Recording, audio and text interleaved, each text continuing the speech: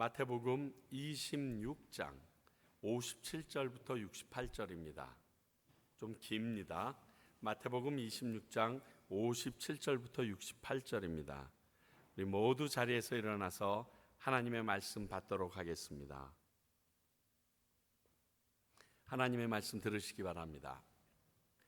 예수를 잡은 자들이 그를 끌고 대제사장 가야바에게로 가니 거기 서기관과 장로들이 모여 있더라. 베드로가 멀찍이 예수를 따라 대제사장의 집들에까지 가서 그 결말을 보려고 안에 들어가 하인들과 함께 앉아 있더라. 대제사장들과 온 공회가 예수를 죽이려고 그를 칠 거짓 증거를 찾으매 거짓 증인이 많이 왔으나 얻지 못하더니 후에 두 사람이 와서 이르되 이 사람 말이 내가 하나님의 성전을 헐고 사흘 동안에 지을 수 있다 하더라 하니 대제사장이 일어서서 예수께 묻되 아무 대답도 없느냐? 이 사람들이 너를 치는 증거가 어떠하냐 하되 예수께서 침묵하시거늘 대제사장이 이르되 내가 너로 살아계신 하나님께 맹세하게 하노니 내가 하나님의 아들 그리스도인지 우리에게 말하라. 예수께서 이르시되 내가 말하였느니라. 그러나 내가 너희에게 이르노니 이후에 인자가 권능의 우편에 앉은 것과 하늘 구름을 타고 오는 것을 너희가 보리라 하시니 이에 대제사장이 자기 옷을 찢으며 이르되 그가 신성모독하는 말을 하였으니 어찌 더 증인을 요구하려? 보라, 너희가 지금 이 신성모독하는 말을 들었도다. 너희 생각은 어떠하냐? 대답하여 이르되 그는 사형에 해당하니이다 하고 이에 예수의 얼굴에 침 뱉으며 주먹으로 치고 어떤 사람은 손바닥으로 때리며 이르되 그리스도야 우리에게 선지자 노릇을 하라. 너를 친 자가 누구냐 하더라. 하나님의 말씀입니다. 자리에 앉아주시기 바랍니다. 기도하겠습니다. 하나님, 참으로 참담한 이야기를 저희들이 읽으며 적반하장격으로 참남하다 말하는 그들의 모습을 저희들이 살펴봅니다. 그런데 문득 이러한 모습이 우리가 아닌가 두려운 생각도 듭니다. 아버지요, 오늘 이 말씀을 저희들에게 주셨사오매 저희들이 이 말씀을 읽고 깨달아 알게 하시며 뉘어쳐 바른 삶을 살도록 인도하여 주시기를 소원합니다. 아버지, 성령으로 우리 가운데 함께 하셔서 친히 말씀하게 하시고 듣게 하시며 깨달아 알도록 도와주시옵소서. 전하는 종 부족하오니 성령님 붙들어 주시고 듣는 우리 모든 귀한 영혼들 가운데 성령님 함께하여 주시옵소서.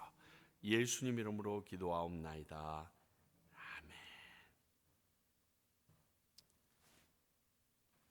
오늘 말씀은 드디어 겟세마네 동산에서 기도를 마치신 그 예수님을 검과 몽치를 가지고 강도를 잡듯이 잡고 끌고 와서 대제사장 가야바의 집으로 끌고 갑니다. 그런데 그곳에서는 이미 산헤드린 공회가 열리고 있습니다. 이는 명확히 불법인 것이 산헤드린 공회에는 해가 떠 있는 시간 동안만 할 수 있는 그러한 특별한 공의회입니다. 이스라엘 사람들 72명, 즉 이렇게 많은 영적 지도자들이라는 자들을 중심으로 되어져 있는 것이고 이 공의회의 결정은 아무리 로마라고 할지라도 허락하여 주는 것을 그 당시에 관례처럼 하고 있었던 권위 있는 그러한 공의회, 즉 의회였는데 이렇게 얼토당토않게 대충 치러지고 있는 모습을 보여줍니다. 오늘 이 재판의 모습을 통해서 우리에게 주시는 하나님의 뜻을 찾고자 합니다. 한 네 가지를 생각해 보는데요. 첫 번째는 오늘 본문 말씀의 58절입니다. 베드로가 멀찍이 예수를 따라 대제사장의 집들까지 가서 그 결말을 보려고 안에 들어가 하인들과 함께 앉았더라. 왜 일부러 마태는 멀찍이 예수를 따라갔다라고 얘기했는지 참 궁금합니다. 어찌됐든 이 단어가 복선이 되었는지 모르지만 예수님의 예언대로 예수님을 3번 부인하는 결과로 이어지게 됩니다. 왜 베드로는 좀 예수님을 그렇게 사랑한다 그러면 바짝 옆에 붙어서, 아니 예수님과 함께 붙잡혀서 그 가야바의 집으로 가지 못하고 멀찍이 떨어져서 갔을까요? 여러분들이 한번 베드로가 되어 보시면 왜 그랬을 것 같습니까? 많은 이유가 있겠지만 가장 큰 것은 두려움 때문이었을 거예요. 많이 두려웠겠죠. 지금 그가 예수님과 한패라는 것을 알면 공경을 당할 거고 어려움을 당할 거고, 내가 어려움을 당함으로 말미암아 나 개인적으로 어렵기도 하지만 우리 가족이 엄청 어려움을 당하게 될 것이고 유대 공동체에서 제외될 것이고, 많은 것을 생각해 보니까 그는 정말 마음이 힘들었을 것입니다. 그리고 여기 보면요, 그 결말을 보려고 과연 저렇게 잡혀가셨지만 예수님께서 12군단이나 되는 천군 천사를 보내셔서 이기실 수 있다고 했는데, 그 끌려가서 많은 사람들이 보는 앞에서 예수님께서 그러한 일을 혹시 보여주지는 않을까 하는 그러한 호기심도, 호겨하는 마음도 없지 않아 있었던 것 같습니다. 어찌했든 사람들을 두려워했습니다. 자신이 입을 해를 두려워했습니다. 그래서 멀찍이 따라가는 베드로를 다른 말로 우리 핸드폰 용어로 바꾸면요, 구경꾼 모드로 딱 찍은 거예요. 비행기 탈 때 비행기 모드로 찍듯이 우리가 지금 베드로를 보면 그 상황은 구경꾼 모드를 탁 눌러서 지금 멀찍이서 그 예수님을 따라가는 자들과 비슷한 모습을 취하고 있습니다. 자신이 바라보고 오던 예수님이 그 힘을 잃고 무기력하게 잡히시고 고난당하시는 모습을 보면서 모든 것이 두려워지기 시작했습니다. 다시 그가 바라던 소망까지도 없어져 버린 겁니다. 저분이 한 자리 하면 내가 그 옆에 있으면서 내가 한몫할 텐데 했던 소망까지 싹 없어져 버린 거예요. 우리가 사람들로부터 받은 공격과 손해를 생각하면 이런 두려움으로 인해서 예수님으로부터 멀어질 수 있습니다. 아니, 멀어지게 됩니다. 또 우리의 기대와 다른 예수님의 인도하심에도 당황합니다. 아니, 주님께서 나를 여기로 인도해 주셨는데 마실 물이 없다니. 아니, 우리가 여기까지 주님의 인도하심을 받아가지고 왔는데 저들이 공격하는데 도망갈 퇴로가 홍해라니. 이런 생각 충분히 가질 수 있습니다. 주님께서 원하셔서, 주님께서 기뻐하신다고 내가 예수를 믿기 시작했는데, 선교지에 나왔는데, 목회지에 나왔는데, 그리고 그 하나님의 뜻대로 내가 끊을 거 끊고 바로 살고 있는데 예전보다 더 어렵고 힘들어지고 돌파할 수 있는 방법은 정말 몇 개밖에 안 되는 난관에 부딪힐 수 있습니다. 문제는 그 결과가 안타깝고 부끄럽다는 것입니다. 멀찍이 떨어가면 내가 이 모든 것에서는 자유함을 얻고 손해는 안 볼 것 같은데 그 결과는 너무너무 안타까웠다는 겁니다. 그분을 하나님의 아들로 믿고 그 베드로는 옆에 바짝 붙어 있었어야 했습니다. 아니, 함께 있었어야 했었습니다. 그렇지만 않았더라도 베드로가 그 모습으로 마지막 다음 주일 비참한 모습이 보여지지는 않았을 텐데, 어쩌면 우리들도 그렇게 될 수 있습니다. 어저께 찬양하면서 저는 찬양이라고 생각하고 열심히 기도하고 했거든요. 근데 문제는 애국가야. 하나님이라고 할런지 하느님이라고 할런지 막 여기서부터 갈등이 오는 거예요. 근데 올라가서 내가 부르는데 쫓아 올라와서 입을 막겠어요. 끝나고서 당신 왜 하느님이냐고 했냐고 그러면 죄송합니다. 제가 목사잖아요. 버릇이 돼서 하나님이라고 했는데요 라고 얘기하면 되지 않을까. 에이 모르겠다. 그리고 올라가 가지고 하나님이 보호하셔서 대한민국은 지금까지 왔습니다. 이건 우리의 기도였습니다. 선포하고 싶었고요. 주님께서 나를 일으켜서 세워주십니다. 당신 지치고 힘듭니까? 주님 앞에 나오셔야 됩니다. 그 마음으로 선포했습니다. 다음 내년부터 안 쓰면 되죠. 뭐 어려워요. 그리고 그것 때문에 뭐라고 얘기하면 그래 욕 좀 먹고 그저 사회성 없는 인생으로 찍히면 되죠. 멀찍이 따라가는 베드로의 모습을 묵상하다가 가서 노래를 하니까 아주 간단해지더라고요. 나는 저렇게 살면 안 되지 하는 생각으로 모든 게 깨끗하게 결정이 나더라고요. 여러분, 회사에서 여러분들이 성경을 끄어내놓고 여러분들이 어느 곳에 가든지 그곳에서 예수 그리스도를 믿는다고 표식을 내는 것을 두려워하지 마세요.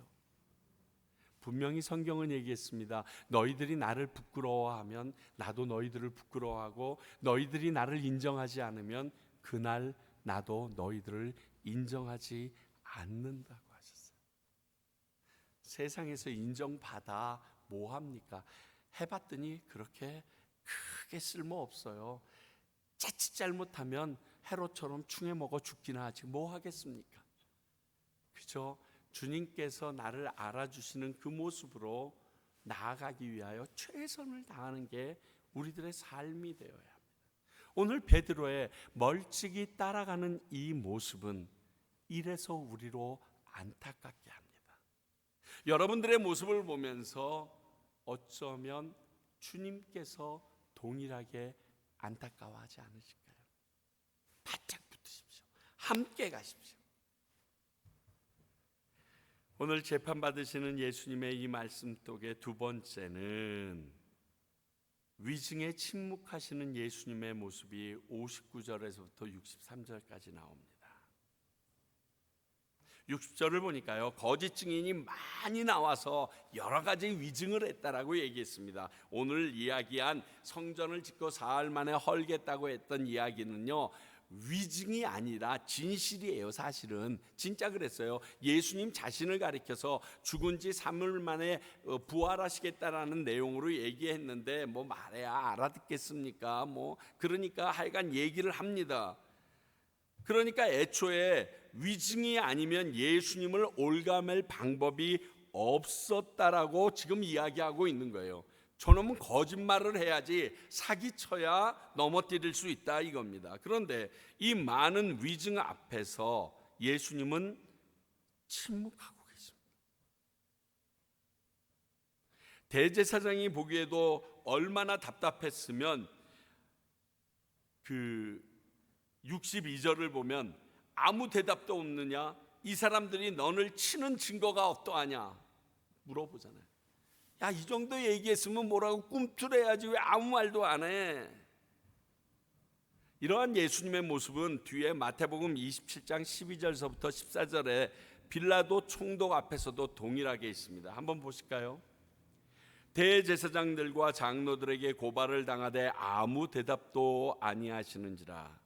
이에 빌라도가 이르되, 왜냐하면 지금 빌라도의 입장에서는 성전이 무너졌다가 지어지든 이건 자기랑은 상관이 없고 로마법으로는 그를 죽이거나 처벌할 아무런 근거가 되지 않거든요. 그런데 가만히 있어요. 이게 너랑 무슨 상관이고 로마랑 무슨 상관이 있다고 나라에게 이렇게 신문에 있느냐 한마디만 해도 될 텐데 아무 말 안 해요. 이에 빌라도가 이르되, 그들이 너를 쳐서 얼마나 많은 것으로 증언하는지 듣지 못하였느냐?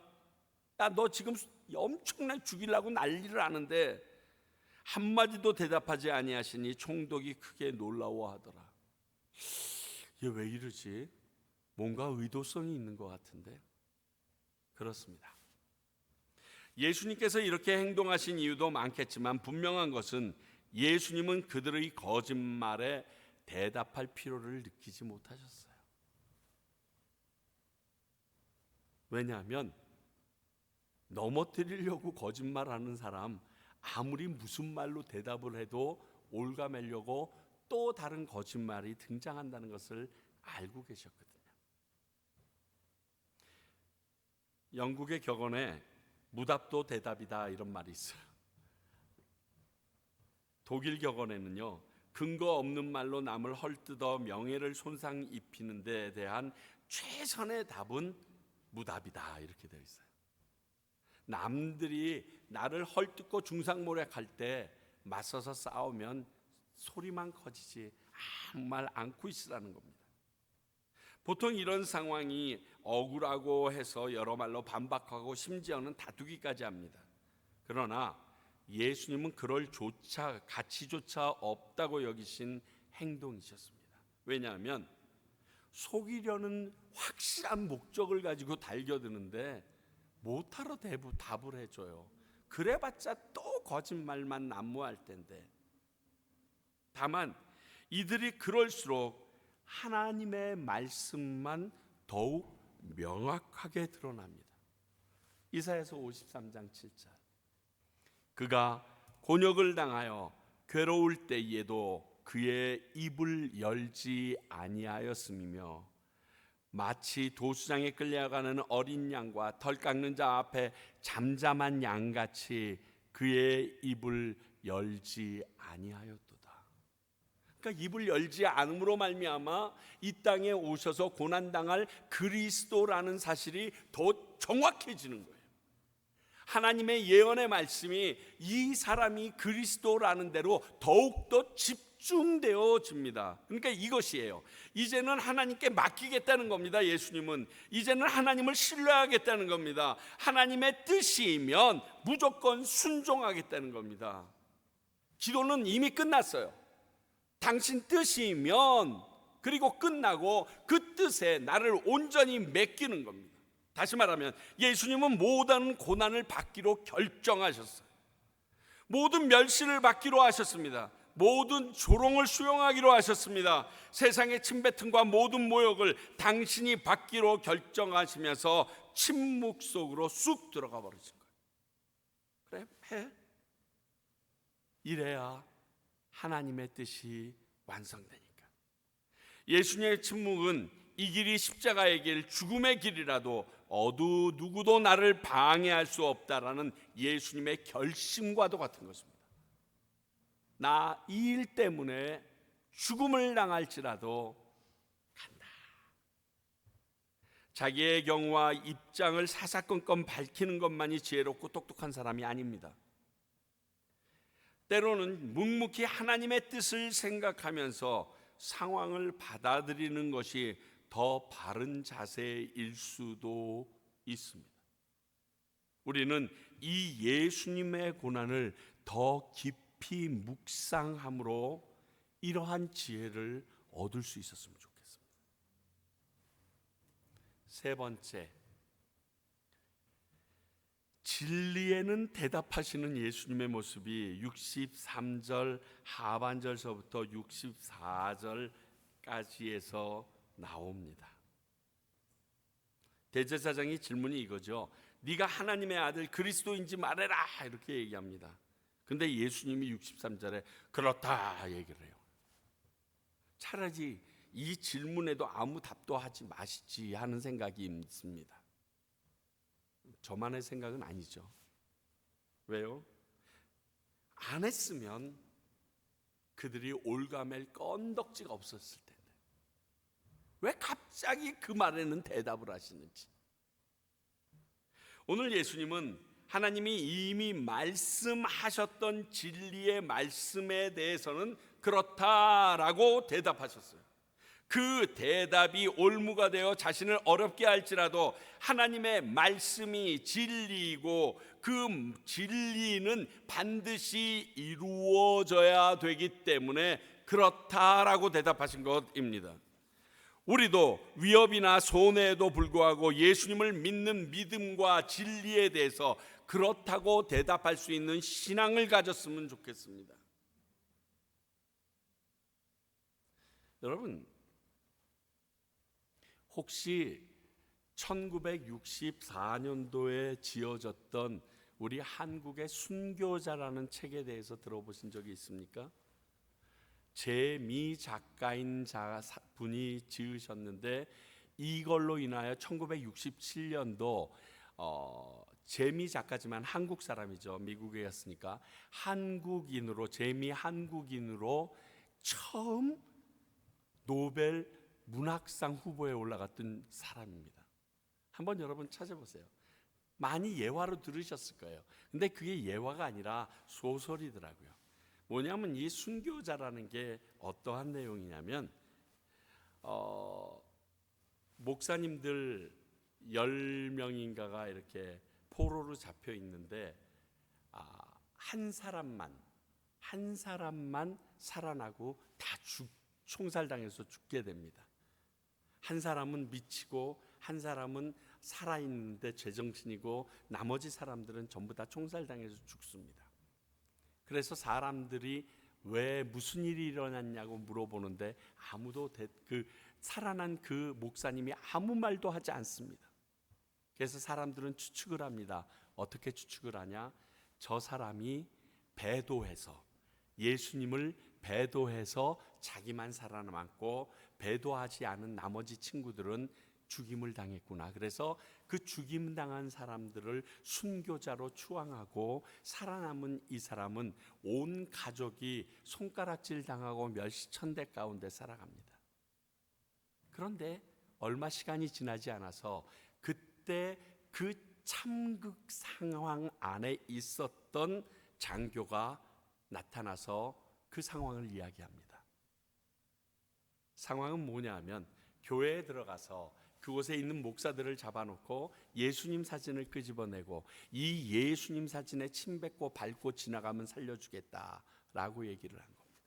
그래서 목사들이 쭉 고민하다가 한 명 한 명씩 침 받고 지나가는데 한 사람은 그 상황을 도저히 감당할 수 없어서 그 자리에서 정신이 잃어져서 미쳐버리고, 그 뒤에 따라가던 분은 그 침 뱉은 예수님 사진을 자기 손으로 다 닦고 끌어안고 죽을 준비를 하고 있는데 그 공산군 대장이 이 사람만 진짜니까 나머지 다 죽여버려 그래가지고 나머지 사람들이 죽임을 당했다고 안에 함께 있었던 사람이 고백을 한 겁니다. 그러니 혼자 살아남은 그 목사님은 이 상황을 절대 얘기할 수 없는 겁니다. 이 이야기를 순교자라는 책으로 써서 노벨 문학상까지 올랐던 내용이고, 그 내용을 펄벅 여사까지 도저히 상상할 수 없는 놀라운 말씀이다라고 그렇게 고백했던 내용입니다. 여러분, 진리 앞에서 내가 죽더라도 해야 될 말은 할 수밖에 없습니다. 그게 믿는 자입니다. 요즘에 신입생들에게 대학이든 중고등학교든 교회 다니는 사람하고 손들라고 그러면 손드는 사람이 거의 없대요. 올까 말까. 저희 자식들도 딸내미는 기독교 학교 갔으니까 첫째 놈도 처음에 갔더니 이렇게 서로 좀 디브리핑 시키기 위해서, 동성애자에 대해서 브리핑 시키기 위해서 들어와 있는 그 신입생들에게 교회 다니는 사람 손들라고 그랬더니 여자애랑 자기 딱 둘만 들더래요. 그 큰 학교에서. 예수 믿는 게 창피하세요.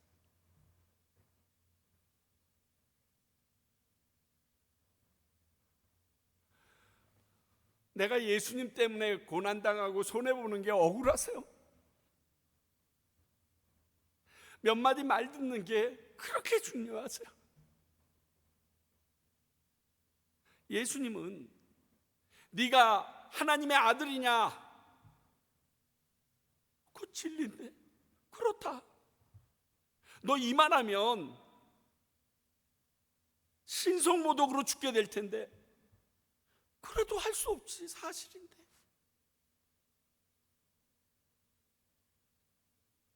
우리 순교자 되라는 말 아니에요. 진리가 진리라고, 하나님의 말씀이 하나님의 말씀이라고, 하나님은 지금 살아계시면 살아계시다고, 하나님은 나의 창조주고 나의 통치자면 통치자라고 왜 얘기를 못합니까? 그렇게 얘기해서 내가 불편해지고 어려워지는 것이 그렇게 두렵습니까?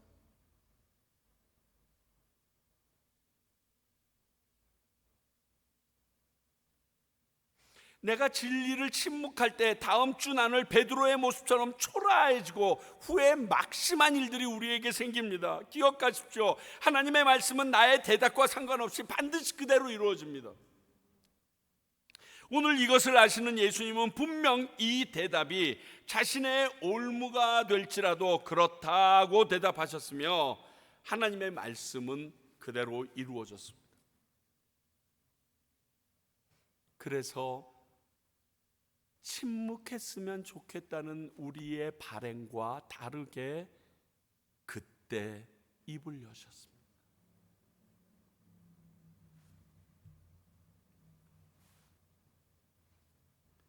마지막으로 67절 68절을 통해서 모욕당하시는 예수님의 모습을 봅니다.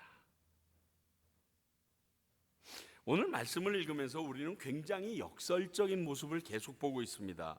이런 거죠. 가장 높은 권세를 가진 하나님이신 예수님, 창조주이신 예수님께서 피조물인 인간들에게 신문당하고 계세요. 지금 서 있을 장소가 아닌데 성전의 주인이신 예수님께서 성전 모독죄로 지금 정죄받고 있어요. 하나님 그분이신 예수님이 신성 모독죄로 비판받고 있어요. 그들이 존귀히 여기며 섬긴다는 하나님의 본체이시며 그의 외아들이신 예수님께서 그들에 의하여 모욕을 당하고 계세요. 다 역설적인 일입니다. 그런데 이 순간 그 예수님의 정체가 명확히 드러나고 하나님이 일하시기 시작한다는 거예요. 그렇습니다. 예수님이 말도 안 되게 받으시는 고난이 우리를 살리신 것입니다. 이사야서 53장 3절 5절 그가 찔림은 우리의 허물 때문이요 그가 상함은 우리의 죄악 때문이라. 그가 징계를 받음으로 우리가 평화를 누리고 그가 채찍에 맞음으로 우리는 나음을 받았도다. 그래야 하나님의 말씀이 이루어지기 때문입니다. 하나님의 뜻이 완성되기 때문입니다. 나에 대한 모욕이나 상처보다 하나님의 뜻을 더 귀히 여길 수 있는 예수님, 그 예수님의 제자들이 우리가 되기를 소원합니다. 나비가 조그만 그 고치의 구멍을 삐지고 나오는 게 너무 안쓰러워가지고 그 구멍을 가위로 넓게 짜게 해주면요 나비는 쉽게 나옵니다. 모양도 나비 같습니다. 근데 그 날개를 펴서 나르지는 못합니다. 그 좁은 구멍을 헤치고 힘을 써서 내 날개에 있는 근육이 힘이 생겨야 날아오를 수 있게 되듯이 하나님의 사람들도 이러한 과정이 반드시 필요합니다. 예수님이 이런 과정으로 우리에게 나음을 입게 되어 구원을 선물 받았듯이 누군가를 구원의 길로 이끌기 위해서 이런 과정이 우리들 앞에 펼쳐질 수 있다는 사실에 대해서 부정하거나 두려워하지 마시기 바랍니다. 시편 119편 71절 고난당하는 것이 내게 유익이라 이로 말미암아 내가 주의 율례를 배우게 되었나이다 라고 시편 기자는 말합니다. 이것을 깨달은 바울은 이렇게 고백합니다. 고린도후서 12장 20절에서 그러므로 내가 그리스도를 위한 약한 것들과 능력과 궁핍과 박해와 곤고를 기뻐하노니 이는 내가 약한 그때의 강함이라.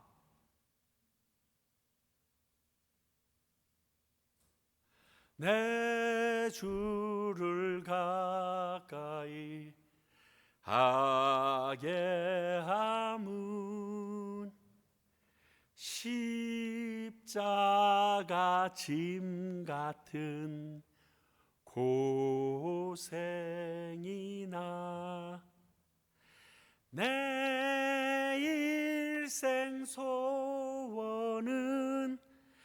주 늘 찬송하며 바라면서 주께 더 나아가기 원합니다.